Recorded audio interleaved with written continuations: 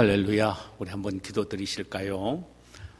고마우신 우리 아버지, 오늘 이 시간에 저희들이 아버지 앞에 나와 살아계시는 하나님을 향하여 입을 벌려 찬양하며 마음을 들여 하나님 앞에 제물되는 예배가 되기를 소원하여 모였사오니 오늘 저희들이 드리는 예배를 통하여 아버지가 영광 받으시고 저희들 모두에게 넘치는 은혜를 부어 주옵소서. 구주 예수님의 이름으로 기도하옵나이다. 아멘. 우리 찬송가 265장을 보십시다.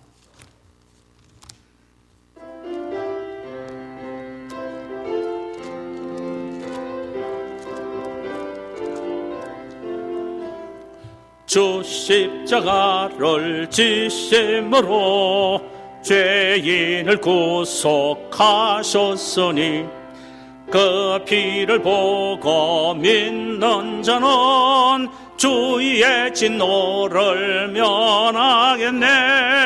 내가 그 피를 6월절 그 양의 피를 볼 때에 내가 너를 넘어가리라.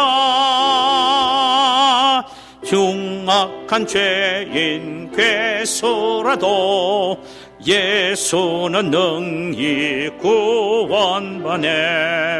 온몸을 피에 잠글 때에 를 면하겠네. 내가 그 피를 6월절 그 양의 피를 볼 때에 내가 너를 넘어가리라. 심판할 때에 모든 백성 행한 일대로 보응받네. 주님의 피로 죄 씻으면 주님의 진노 면하겠네.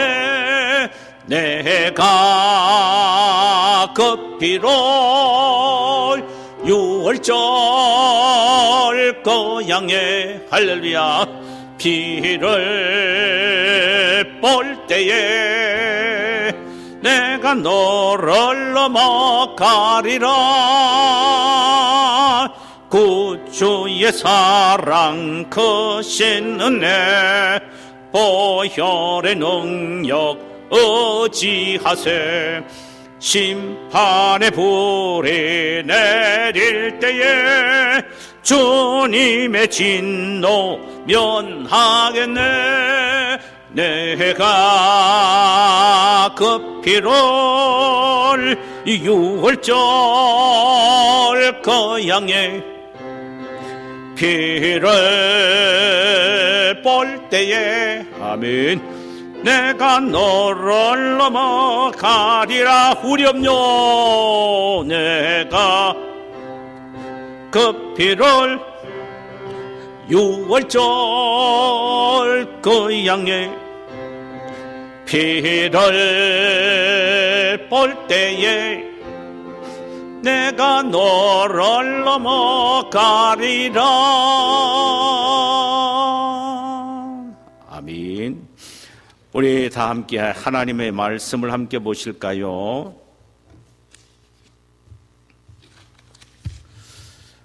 하나님의 말씀은 골로새서 1장 13절에서 18절까지입니다.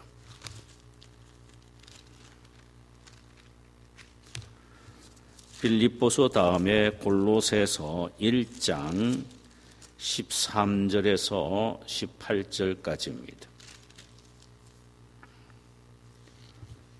우리 한 절씩 교독하도록 하십시다.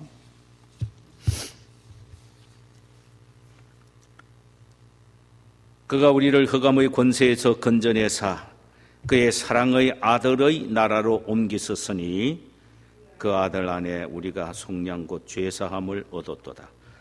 그는 보이지 아니하는 하나님의 형상이시요 모든 피조물보다 먼저 나신 이시니 만물이 그에게서 창조되되 하늘과 땅에서 보이는 것들과 보이지 않는 것들과 혹은 왕권들이나 주권들이나 통치자들이나 권세들이나 만물이 다 그로 말미암아 그를 위하여 창조되었고 또한 그가 만물보다 먼저 계시고 만물이 그 안에 함께 섰느니라. 함께 읽읍시다.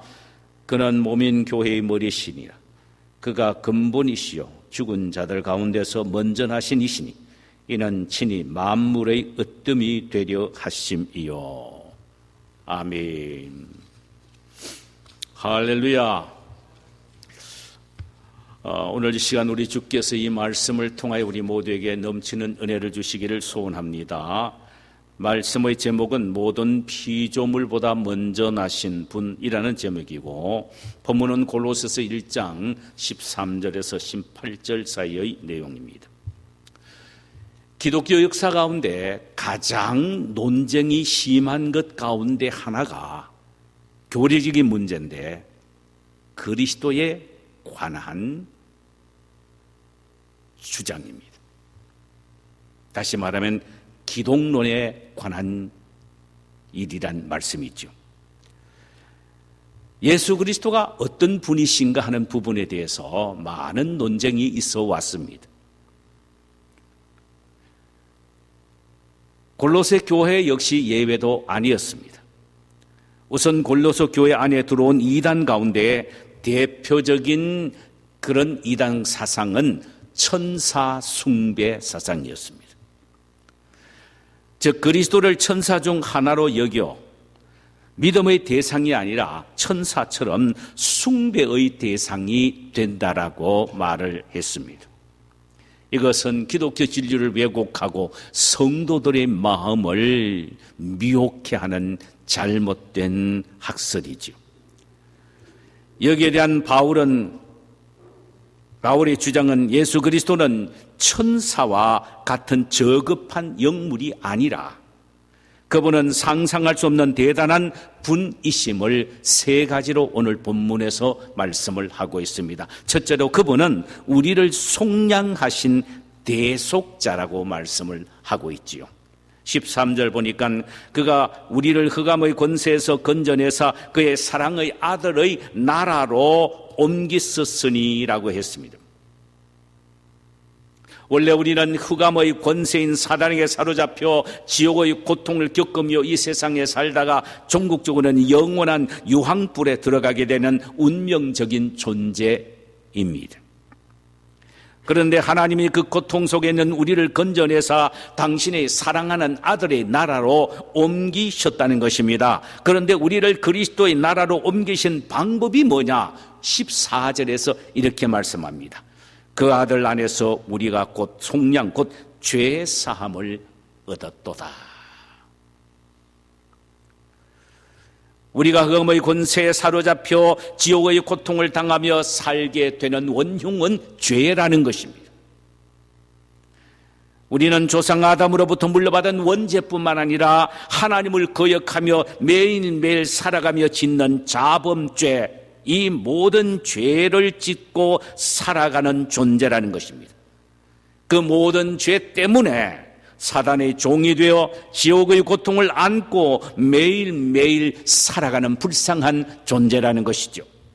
그런데 우리가 흑암의 권세에서 자유하기 위해서는 누군가 그 죄값을 청산해 주어야 하는데 이것이 곧 속량이라는 것입니다. 속량이란 구약적인 용어로서는 누가 내가 진 빚을 대신 갚아주는 것을 의미합니다. 죄가 있는 한은 자유함이 없지요. 남의 빚을 지고 있는 사람은 자유함이 없습니다. 이 빚을 청산해 줘야만이 자유함을 얻게 된다는 것입니다. 하나님 앞에 인간도 마찬가지입니다. 죄를 청산해 줄 때에 진정한 자유함을 얻게 되는데 이것이 곧 속량이라는 말이죠. 한 넉넉한 노예 주인이 병들어 노동력이 없는 불쌍한 노예를 자신의 돈을 주고 사서 그로 하여금 자유케 하는 것, 이것이 속량입니다. 그렇다면 그리스도께서 우리를 속량하셨다는 말은 우리의 죄값을 대신 지불하셨다는 말입니다. 죄의 값은 뭡니까? 사망입니다. 그렇다면 그분이 우리 죄값을 지불했다는 것은 우리가 마땅히 죽어야 할 죄의 대가인 사망을 그분이 대신 죽으셨단 말입니다. 우리가 영원히 멸망받아야 할 지옥 형벌을 주님이 대신 받으시고 그 죄값으로 사망을 지불하시고 우리를 속량하사 우리를 흑암의 나라에서 해방시켜 천국인 자기 아들의 나라로 옮기셨다는 말입니다. 할렐루야. 그러므로 예수가 나의 죄를 속량해 주신 나의 구세주임을 믿어야 합니다. 누구든지 이 사실을 믿어야 합니다. 이 진리를 믿어야 합니다. 그래야만이 구원을 받는 것입니다. 이것만이 죄사함을 얻고 천국에 들어갈 수 있는 유일한 길이기 때문입니다. 바울은 그리스도가 천사 가운데 하나가 아니라 자신의 생명을 지불하고 우리를 사신 우리의 구원자라는 사실을 심주어 강조하고 있습니다. 그러므로 그를 믿어야 한다 이것입니다. 두 번째로 바울은 말합니다. 그리스도는 보이지 않는 하나님의 형상이요 만물의 창조주라고 말하십니다. 바울이 예수님은 이단들의 주장처럼 천사 가운데 하나가 아니라 바로 하나님 자신이시며 만물을 창조하신 창조주라고 말하고 있다는 말씀입니다. 15절에서 17절 사이입니다. 그는 보이지 아니하는 하나님의 형상이시요 모든 피조물보다 먼저 나신 이시니 만물이 그에게서 창조되되 하늘과 땅에서 보이는 것과 보이지 않는 것들과 혹은 왕권들이나 주권자들이나 통치자들이나 권세자들이나 만물이 다 그로 말미암아 그를 위하여 창조되었고 또한 그가 만물보다 먼저 계시고 만물이 그 안에 함께 섰느니라 이렇게 기록하고 있습니다. 사도 바울은 예수 그리스도를 곧 하나님을 보여주시는 보이지 않는 하나님의 형상이라고 말씀을 하고 있습니다. 고린도후서 4장 4절에 보니까 그 중에 이 세상의 신이 믿지 아니하는 자들의 마음을 혼미하게 하여 그리스도의 영광의 복음의 광채가 미치지 못하게 함이니 그리스도는 하나님의 형상이니라. 여기 그리스도를 하나님의 형상이란 말은 그리스도는 보이지 않는 바로 하나님이시란 말입니다. 요한복음 1장 18절에 보니까 본래 하나님을 본 사람이 없어되 아버지 품속에 있는 독생하신 하나님이 나타냈었느니라. 본래 하나님을 본 사람은 없습니다. 그러나 아버지의 품속에 계시던 하나님 아들 예수가 바로 나타나셨는데 그분이 하나님이시란 말이죠. 하나님과 동일한 분이라는 말입니다. 이 사실을 예수님은 요한복음 14장 9절에서 빌립에게 이렇게 말씀을 하셨어요. 빌립아, 내가 이렇게 오래 너희와 함께 있으되 내가 나를 알지 못하느냐?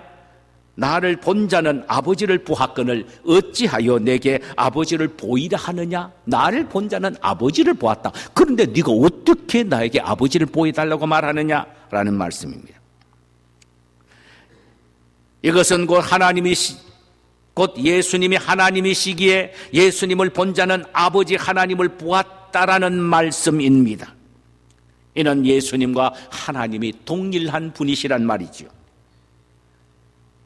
이 말씀을 오해하지 마세요. 이는 예수님과 하나님의 얼굴이 비슷하고 똑같다라는 의미가 아닙니다. 그분의 본질과 성품과 영원성이 동일하다는 말입니다. 영적 특성이 동일하다는 말씀입니다.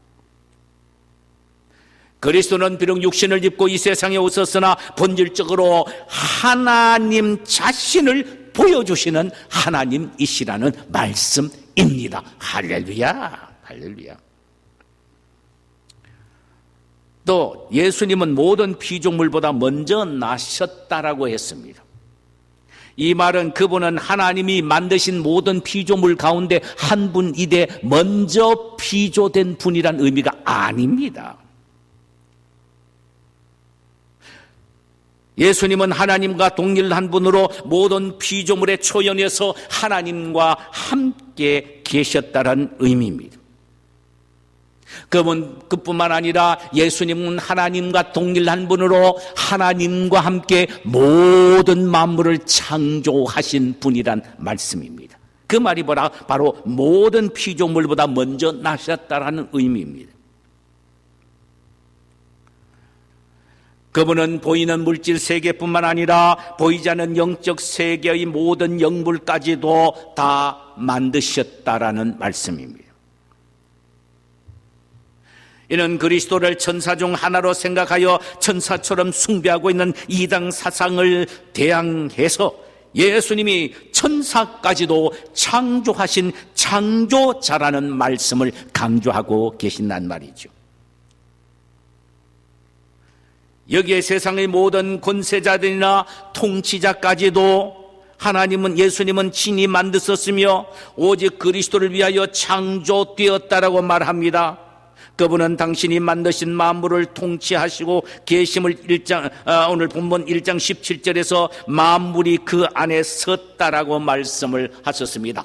주님의 힘에 의하여 만물이 오늘 또 지탱하는 것입니다.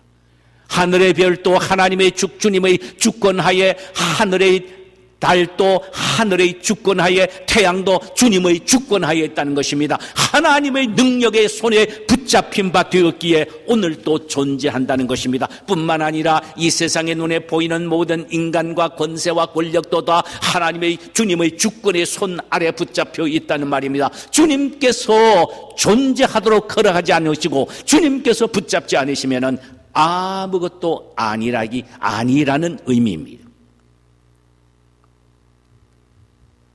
그러므로 모든 주권자들은 나를 오늘 또 세우시고 붙잡으신 주님 앞에서 무릎을 꿇고 겸손하여 그분을 섬겨야 합니다. 모든 만물은 다 우리 주님의 무릎 앞에 무릎을 꿇고 그분을 섬겨야 합니다. 왜? 그분에 의하여 우리는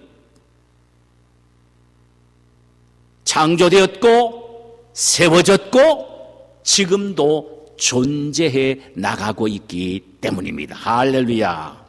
이것을 무시하고 반대하는 자들은 주님은 멸하십니다. 세 번째로 사도 바울은 그분을 교회의 머리라고 말씀하고 있습니다. 18절. 그는 몸인 교회의 머리시라. 그가 근본이시오. 죽은 자들 가운데서 먼저 나시니 이시니 이는 친히 만물의 으뜸이 되려 하심이요. 성경에는 교회를 그리스도의 몸이라고 했고 또 그리스도가 몸된 교회의 머리라고 했습니다. 그리스도는 교회의 몸이요, 그리스도는 교회의 머리다. 이는 성도와 그리스도와의 영적 관계의 신비로움을 말씀하고 있습니다. 여기에 중요한 진리가 있습니다. 교회를 그리스도의 몸이라고 말할 때 몸에는 여러 지체가 서로 연결되어 유기적 관계를 이루듯이 그리스도와 교회는 몸 전체처럼 유기적인 관계 속에 있다라는 말입니다. 여러 지체가 몸에 연결되어 서로 협력하고 도우는 생명적 관계에 있듯이 그리스도와 교회는 한 몸으로 서로 연결되어 있기에 성도는 그리스도를 통하여 생명을 공급받음으로 살아갈 수가 있는 것입니다. 여러분, 우리 몸에 여러 지체가 있잖아요. 이 지체들이 다 몸에 연결이 되어 있어야 몸에서 흐르는 모든 생명을 함께 나누어 갖고 연결되어 생명적 연결이 되어야 마음껏 움직이고 활동하잖아요. 한 몸으로. 이처럼 그리스도는 교회의 몸입니다. 그리스도에게 붙어있는 모든 성도들은 지체들입니다. 그래서 우리 모두는 믿음을 통하여 그리스도에게 온전히 붙어 있어야만이 우리 모두가 하나가 되어 서로 아름다운 사랑의 교제를 나눌 수가 있습니다. 그러므로 믿음으로 주님과는 생명적 연합이 되어 있고 믿음의 형제끼리는 사랑으로 연합이 되어 있습니다. 이게 다 믿음으로 되어지는 일입니다. 그리스도가 교회의 몸이다라고 말씀하실 때는 우리 모든 지체인 성도는 몸인 그리스도를 믿음을 통하여 하나로 연결이 되어 있어 아름다운 사랑으로 교회를 이루어 나갈 수가 있다는 것입니다. 또 몸을 중심으로 지체가 연결되어 있듯이 성도는 그리스도를 떠나서는 아무것도 할 수가 없습니다. 그리스도 안에 있을 때만 성도들이 연결이 되어 있고 하나가 되는 것입니다.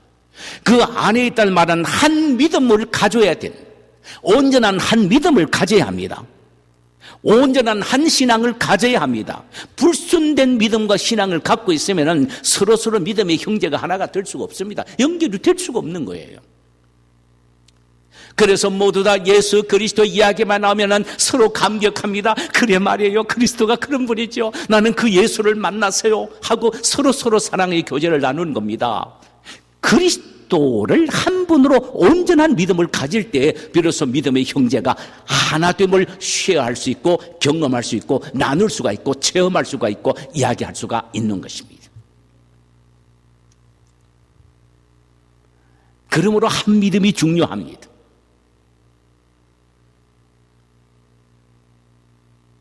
한 진리로 묶여지는 것이 그래서 중요한 거예요.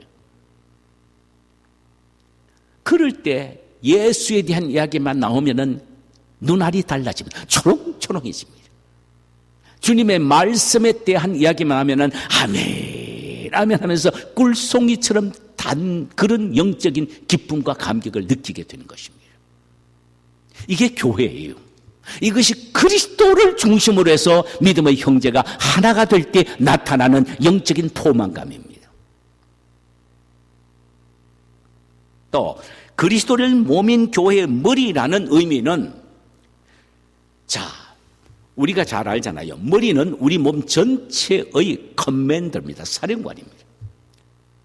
모든 것들은 다 머리에 의하여 지시가 되어집니다. 보는 것도, 식별하는 것도, 만지는 것도, 걸어가는 것도, 생각하는 것도 다 머리의 사령탑에 의하여 지시가 내려지는 겁니다.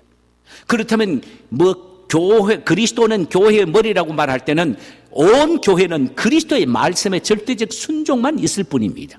거기에는 생각해 보고요. 아이고, 안 될 것 같은데요. 힘들 것 같은데요. 돈이 없어서 어려울 것 같습니다. 이게 아닙니다. 온전히 그리스도의 말씀에 순종하면서 아멘. 사령관이 누군데요? 그리스도인데요. 그분이 지금 말씀하시는데요. 아멘, 할렐루야, 됩니다. 할렐루야, 한다 이 말이죠.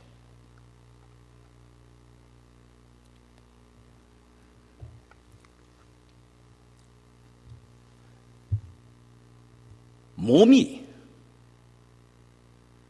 머리에 의하여 움직여지는 것은 당연한데 몸이 머리의 명령에 의해서 움직이지 않을 경우는 딱 한 경우가 있습니다. 그게 뭡니까? 반신불수일 때입니다. 스트로크를 맞아서 반선불구가 되었을 때 머리가 지시를 내려도 손이 움직이지 않고 발이 움직이지 않는 겁니다. 왜 제가 이 말씀을 드립니까?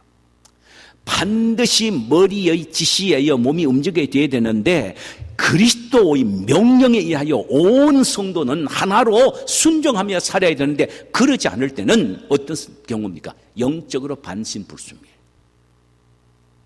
온전한 그리스도에 대한 믿음이 없거나 그리스도에 대한 진리를 바로 인식하지 못할 때는 그 주께서 명령을 내려도 명령에 순종하지 못하는 거예요. 더더욱 참 큰 것은 말이에요. 왜 그리스도께서 명령을 내리시는데 명령에 순종하지 못하느냐? 자기 자아 때문입니다. 자기 자신이 살아있기 때문입니다. 자기 생각으로 꽉 차있기 때문입니다. 자기 고집으로 꽉 차있기 때문입니다.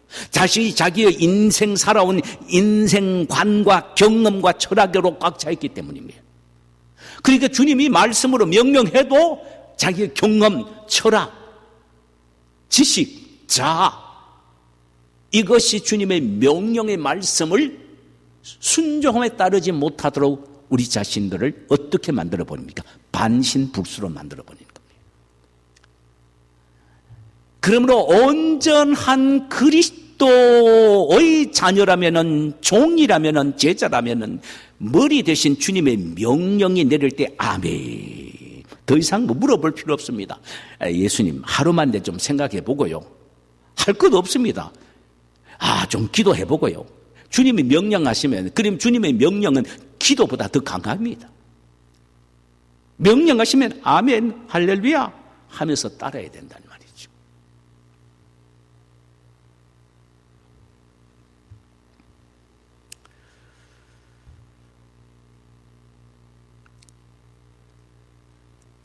본문 18절을 보실까요? 교회의 몸이 되시고 머리가 되신 그리스도를 가리켜 죽은 자 가운데서 먼저 나신 자라고 했습니다.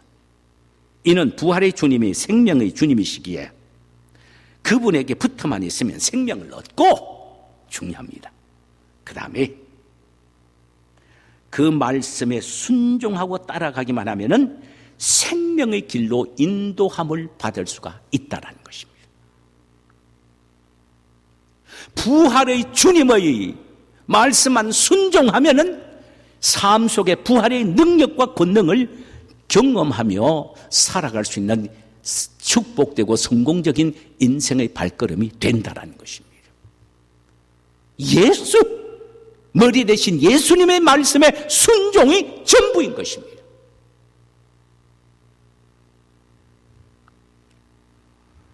말씀을 맺겠습니다. 여러분, 예수님은 당신의 죽으심을 통하여 우리의 죄를 사하시고 우리를 당신의 나라로 옮기셨습니다.